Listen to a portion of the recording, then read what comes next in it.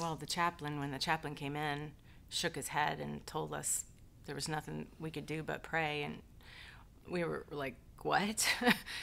And then he told us a little synopsis about what had happened. He was the first person that told us really anything. And our best friends, the Baileys and Nick Cunningham, all came to the hospital. And it was just constant prayer.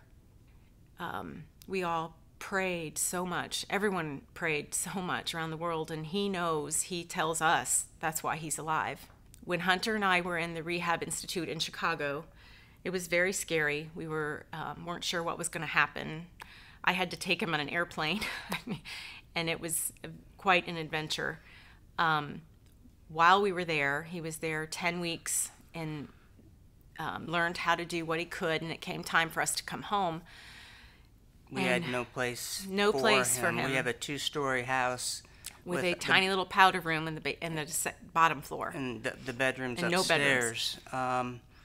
So that's when... Enter Mike Hawk. Mike Hawk is an amazing man, and he met us early on while Hunter was still at the trauma center and asked us, what do we need? What does he need? You tell me, we will make it happen, and it will be done when you get home, whenever that is. And it was, and it involved, Mike led the whole thing, and it was...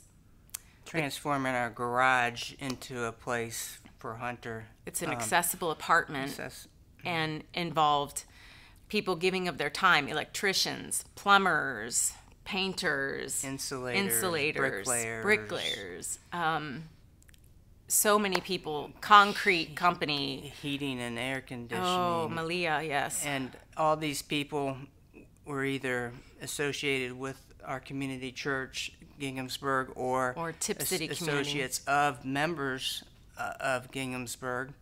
And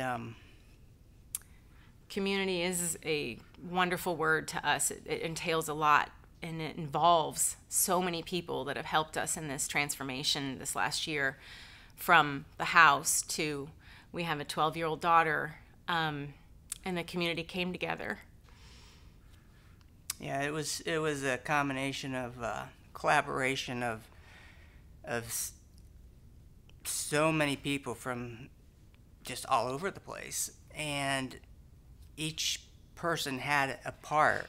Yes. Some were big and some were tiny, and it didn't really matter how big it was. It all was so important in what we needed, and it was God's direction, God's plan, but it was carried out through people, faithful followers that are servants that really not just believe in God, live their life like Jesus. Something we've always known about this church, but it really became so personal this last year. Oh.